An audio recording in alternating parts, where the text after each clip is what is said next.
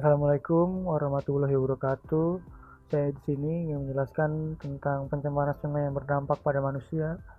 Ya, ini semua disusun oleh Muhammad Farid Firdaus dan Dika Mahadavikia.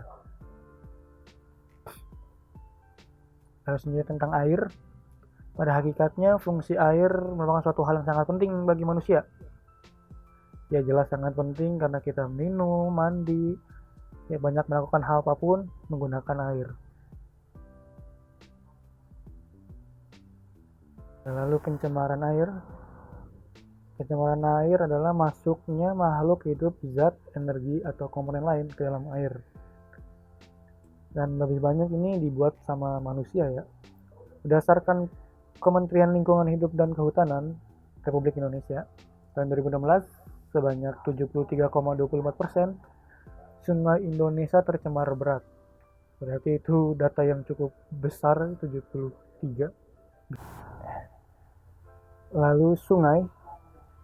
Sungai adalah air tawar dari sumber alamiah yang mengalir dari dataran tinggi ke dataran lebih rendah dan bermuara ke laut atau sungai yang lebih besar. Sungai menurut para ahli itu ada yang diketahui ada 3 ya. Sebenarnya banyak, tapi yang saya masukkan hanya 3. Itu Hamzah, sungai adalah bagian permukaan bumi yang letakkan lebih rendah dari tanah dan menjadi tempat mengalir air tawar menuju laut. Dan Sobirin, pengertian sungai ialah daerah tata air sungai yang terdapat mekanisme inflow ke sungai dan outflow ke air tanah. Wardani, pengertian sungai ialah air yang berada di permukaan daratan dan yang akan mengalir melalui sebuah saluran menuju tempat yang lebih rendah. Jadi intinya pengaliran air dari dataran tinggi ke dataran rendah itu berarti sungai. Ya, pencemaran sungai. Ya, air sungai berasal dari mata air. Pada dasarnya kualitasnya sangat bagus ya, tanpa tercemar. Tapi saat proses pengalirannya, itu sering sekali menerima bahan-bahan tercemar, baik berupa alamnya maupun hasil buangan kegiatan manusia.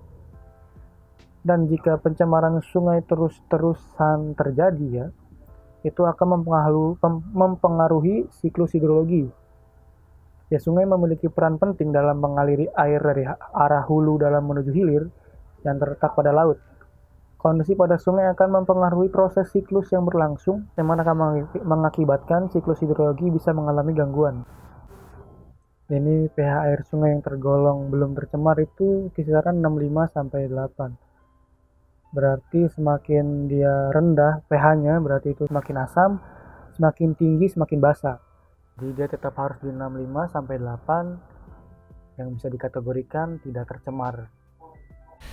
Di sini ada beberapa penyebab terjadinya pencemaran air sungai. Yang pertama yaitu limbah industri. Produk limbah kimia dari hasil akhir industri terkadang secara tidak sengaja terbuang ke sungai. Polutan seperti seng, tembaga, sianida, hingga merkuri masuk ke sungai dalam jumlah yang besar. Hal berbahaya karena membuat air sungai menjadi beracun dan mengakibatkan seluruh makhluk hidup yang ada di dalamnya mati. Selanjutnya ada limbah rumah tangga. Deterjen yang digunakan untuk mencuci pakaian merupakan kandungan kimia dan asam yang tinggi. Apabila air bekas mencuci terbuang ke sungai, kandungan kimia dan asam tersebut akan mengubah tingkat keasaman dan mencemari sungai dengan cepat.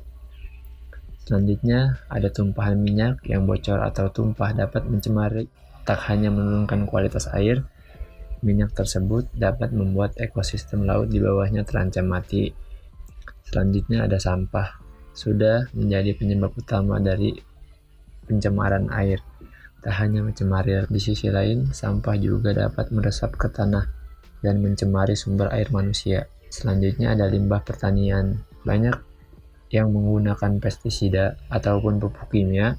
Kedua zat kimia ini biasanya digunakan untuk pemeliharaan tanaman.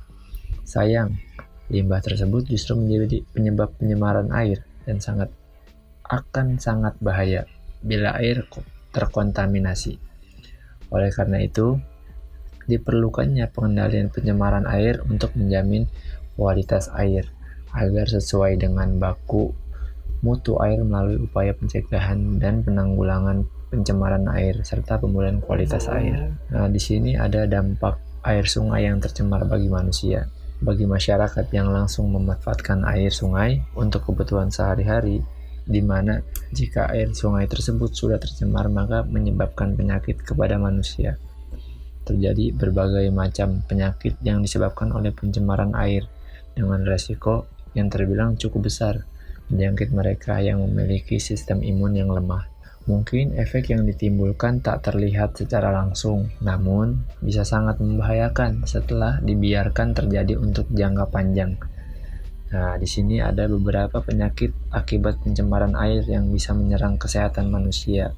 Di antara lain yaitu diare, hepatitis A dan hepatitis E, disentri, keracunan timbal, dan yang terakhir dermatitis. Semua manusia percaya bahwa air adalah suatu unsur yang sangat penting bagi keberlangsungan kehidupan manusia. Dengan air kita dapat mengkonsumsinya agar tetap bertahan hidup, bahkan bukan hanya manusia saja yang membutuhkan.